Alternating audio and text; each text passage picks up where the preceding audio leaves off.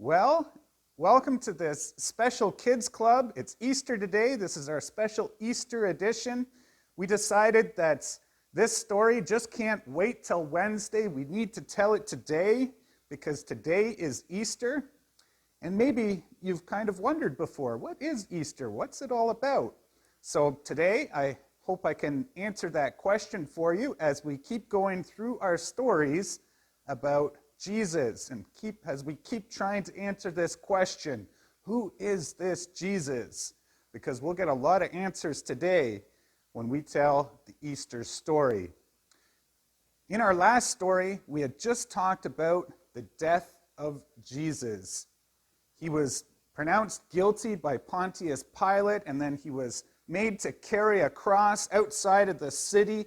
And you remember that he had been beaten and mocked, and so they put him up on that cross, and you remember how painful it was. They put nails into his hands, and they put him up on that cross in the heat of the day, and there he suffered. Kind of a sad story, wasn't it? And you remember we also said that while he was up there were those who loved him on the one hand who would have been so sad to see him up there, and there were others who were mocking him, who were laughing at him. They had thought that they had won the day because they had killed this man who said he was a king. And lots of people laughed at him and they made fun of him. And Jesus stayed up there dying. And you remember when he was up there, he also he said a lot of things as he was on the cross dying. He talked to people. And in the Bible, we have some of the words that he said while he was on the cross. And that's the review question for today. Can you remember some of the things, or maybe one of the things, that Jesus said while he was on the cross? I think last time I mentioned about 3 of them. I mentioned a few things that he said when he was on the cross. He had said something to the robber beside him. He had cried out also after it was dark for 3 hours. He had cried something out. And at the very end, he said 3 words. At the very end. That's all the hints I'm going to give you now. But if you can remember one thing that he said on the cross, let me or Danielle know, and we'll make sure that you guys get a prize. So after Jesus had died on the cross and the soldier had even pierced him with the spear to make sure he was really dead, they had taken down his body and they had brought him a little ways away into a tomb. And that tomb was like a cave, and they even rolled in front of the opening of that cave a very large stone. And they put Jesus, they laid him down, and that's how he was buried. And Pontius Pilate even had guards posted out front of the tomb so that nobody could touch the body because he was a little bit worried that somebody might try to do something sneaky. So he put guards in front of that tomb, and Jesus was left there. And that brings us to today's story. Because Jesus died on a Friday. That's why we call it Good Friday, a long time ago, 2,000 years ago about. And it was 3 days later that something amazing happened. And so the title of today's story is He Has Risen. He has risen. So Jesus was placed in that tomb on Friday evening, and he stayed in that tomb all the rest of Friday, all of Saturday, and then it was Sunday morning, and that's where our story begins. On a Sunday morning, it was the first day of the week. And you remember that we had said that the friends of Jesus, some of the women and some of his disciples had watched him die, and they knew where he was buried, and they were very sad and upset. They were crying about this. Well, some of those women on that Sunday morning, the first day of the week, they decided to get up early in the morning to go to the tomb. They had prepared some spices, some nice smelling perfumes, and they wanted to go there and put that on the body of Jesus. That's what they did back then to dead bodies, to make them smell a little bit better. And so those women, They were on their way to the tomb. It was very early in the morning. It was probably still dark. And as they were walking along, they were talking to each other. They were probably upset. And then they started to think, well, when we get to the tomb, what are we going to do? There's a big rock in front of the tomb. And there's guards out front. So they weren't sure what they were going to do, but they continued on their way to the tomb. Now, what they didn't know, and what they came to realize, is that the big rock had been moved away. In the book of Matthew in the Bible, we read that there was an earthquake. The ground had shaken, and these guards who were in front of the tomb were shocked and afraid, and the big rock was moved away by an angel. That was the first amazing thing that happened. And you can imagine these soldiers, they were panicked and afraid, seeing the angels, and the rock has now moved, and they're thinking, what's going on? And so the soldiers ran away. And Matthew even writes down in the Bible that these men, they ran away afraid, and they went to the chief priests and the rulers, the people back in Jerusalem, to tell them what had happened, because they had been put in front of that tomb to guard it, and that was their job. And now the stone was out of the way. They had failed their job. They didn't do it. And so now they were kind of afraid. So they went and they told the chief priests and the rulers what had happened, and they said, there was an earthquake. The stone moved away, and it knocked us over. And you can imagine that the priests and the Pharisees, the elders, the rulers in Jerusalem were probably a little bit confused, but mostly angry. Angry that something had happened. They were worried about this. They were worried that something would happen to that Jesus in the tomb, and now something had. They were also worried that this Jesus would somehow still, even though he was dead, still cause them problems. And this was the type of thing that they were worried about. And so they said to those soldiers, just tell people that in the middle of the night, the disciples came and stole his body. Just make this story up. Tell people disciples came. They came in the middle of the night, and we were sleeping at the time. They rolled the stone away, and they took Jesus' body away. That'll be our story. And they even gave the soldiers a whole bunch of money to keep them quiet so that nobody would know that this earthquake had happened and something amazing had happened. So when the women get to the cave, the stone is now rolled away, and they're looking and they're wondering, what's this? That big rock, it's out of the way. What's happening? And so they were probably amazed and a little bit curious.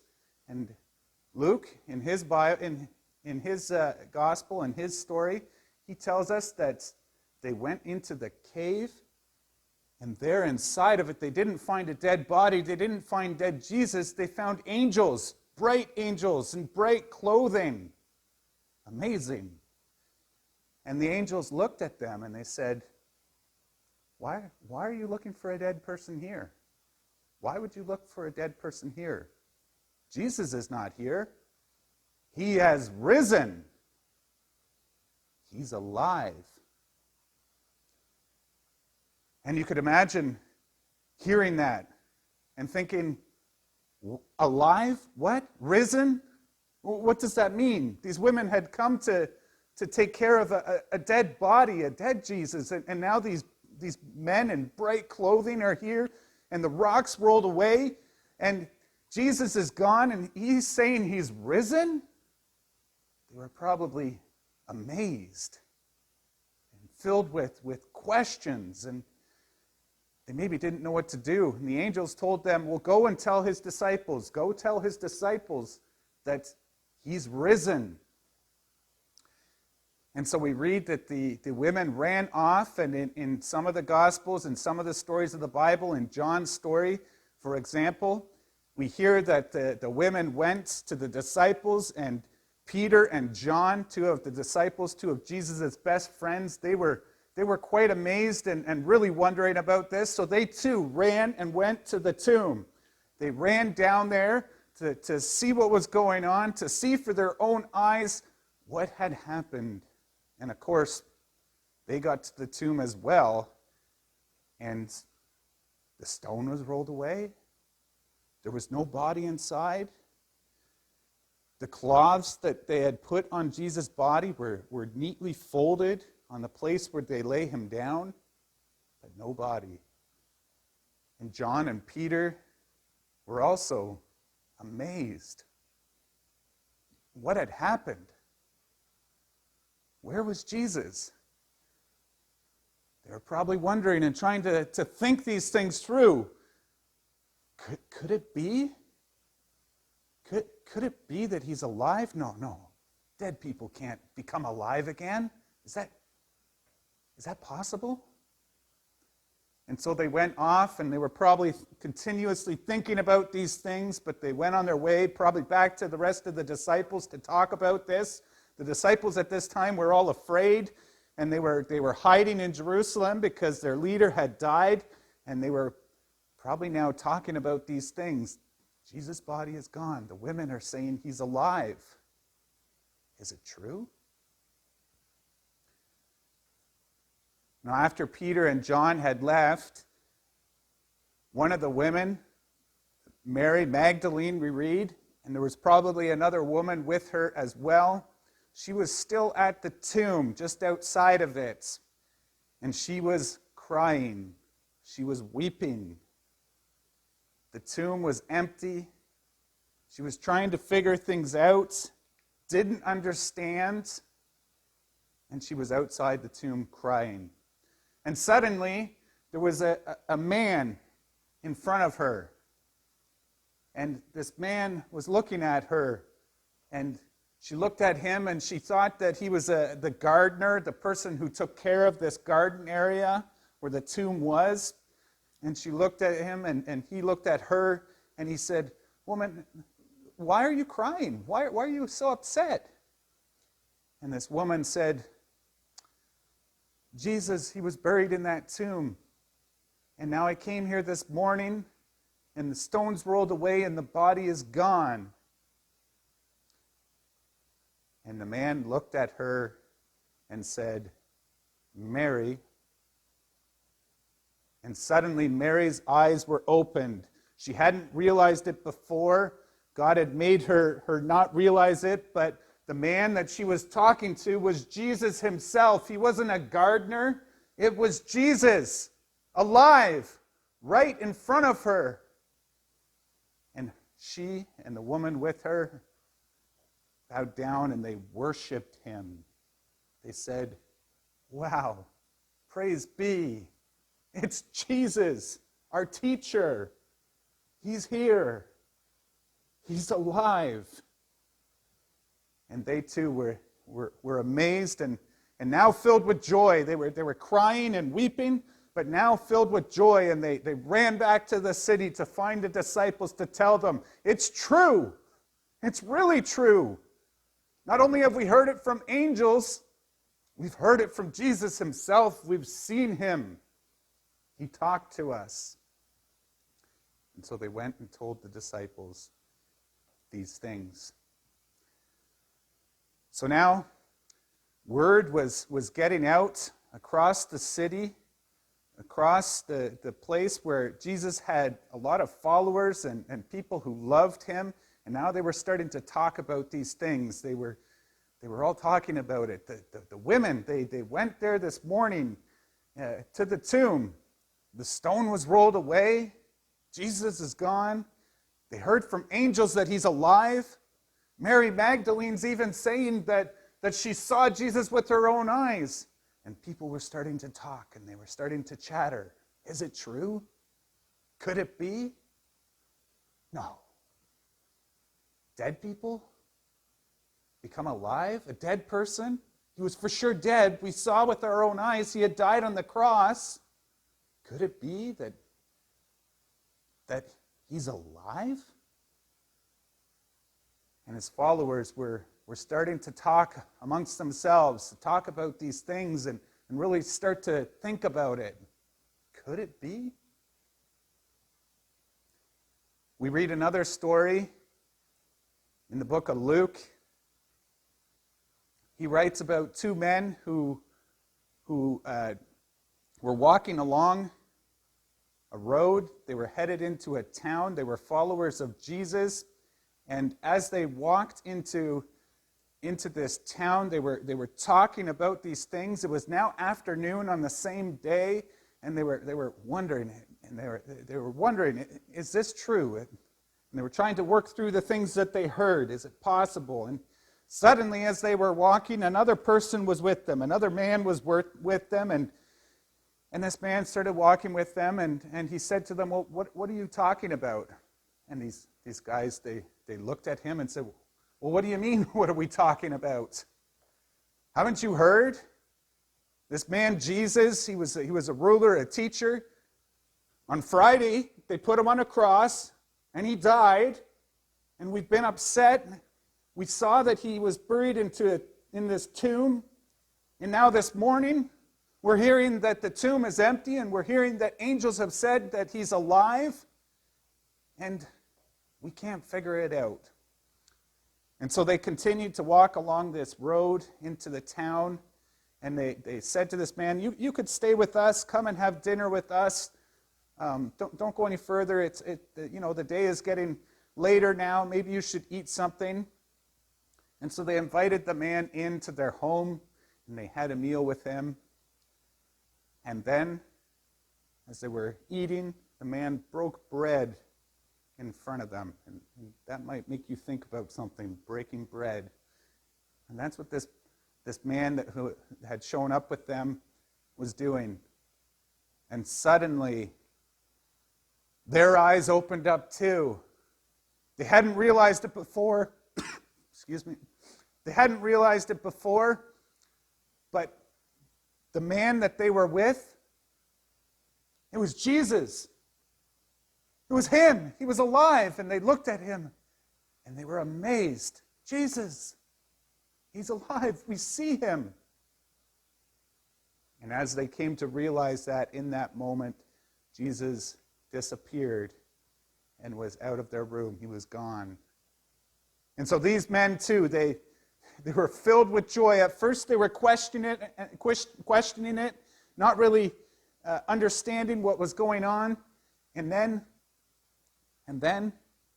when Jesus revealed himself and made himself known, they were filled with joy.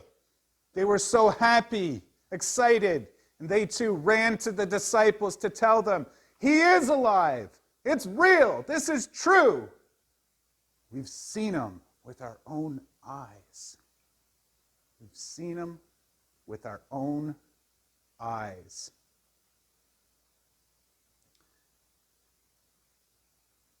So these are amazing things that we read about in the Bible on that Sunday morning and Sunday afternoon so long ago, 3 days after Jesus was put in the tomb. And as we read through these stories, just like we did with all the other stories, we start to see many different reactions that people have towards Jesus. Everyone reacts a little bit differently in the way that they feel about Jesus. Think about those soldiers, the first people to react to Jesus rising from the dead. They were probably afraid, full of fear, shocked. They had run to the chief priest going, what do we do? Think of the chief priests and the elders, the rulers, the Pharisees, and the way that they reacted. They were angry. Anger. And they quickly had to try and hide the story and make a lie up to stop this from spreading. Think about the women who were coming there to bring spices to a dead body, and then hearing that he's gone and being told that he's risen. They felt excited, maybe a little bit confused, but They were amazed. This was the same reaction that Peter and John had when they too ran to the tomb. Amazed. And starting to wonder and question, is this real? Think of the way that Mary Magdalene reacted. First, so sad, crying, because the body was gone. And then even telling this to what she thought was the gardener. But then hearing and seeing with her own eyes that Jesus was alive, suddenly her sadness went to joy. Joy and excitement. That was her reaction. And then think about these men as they were walking down the road, trying to figure it all out, thinking about it, trying to reason. Is this real? Trying to weigh the evidence, the facts of the story, and think about all the facts. Well, she said this, he said this. Is this true? And they're really thinking about it. And then eventually, Jesus is with them, and then as they sat down, they too had their eyes opened, and then they too felt this joy and this excitement. And so on that day, that very first Easter, the very first day of the week when Jesus rose from the dead, people were already reacting to this news in very different ways. They all had different reactions. Some fear, some anger, some joy, and some excitement. And so, as we continue to look at this question, who is this Jesus? And we've been thinking about it for a long time this year. And now on this Easter Sunday morning, we still want to ask this question. Who is this Jesus? How does this story make you feel? When you hear that he rose from the dead, how does that make you feel? Does it make you question? Are you amazed?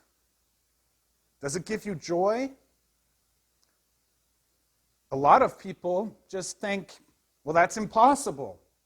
Dead people don't become alive again. Not possible. And so a lot of people, because that's in the Bible, they don't want to believe the Bible. They don't want to believe that it's true. And that's something to think about. Is this true?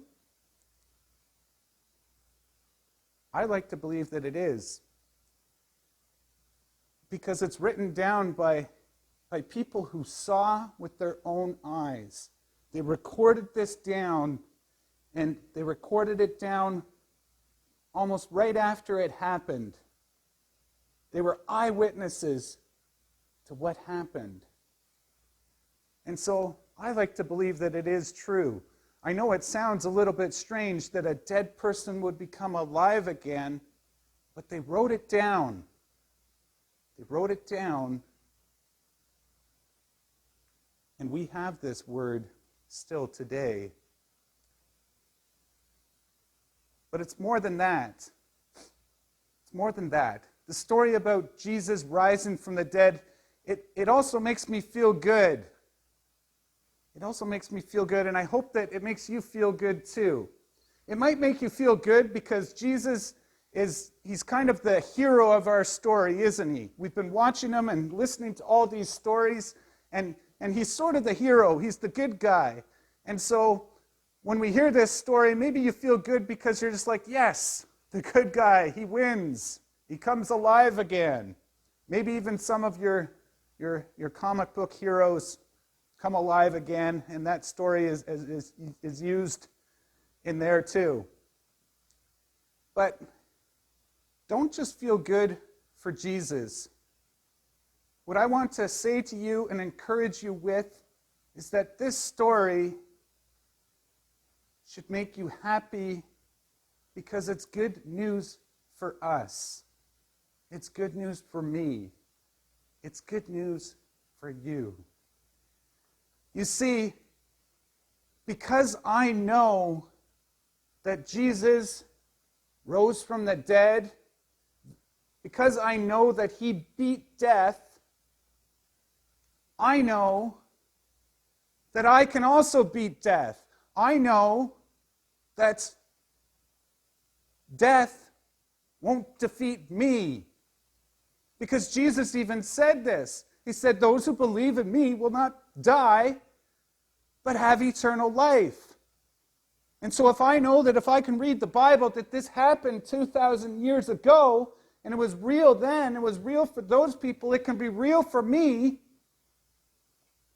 that I don't have to worry about death.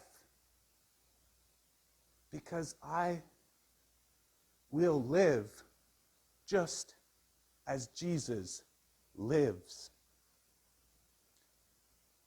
Right now, in our world, we're maybe seeing a lot of death and a lot of scary things.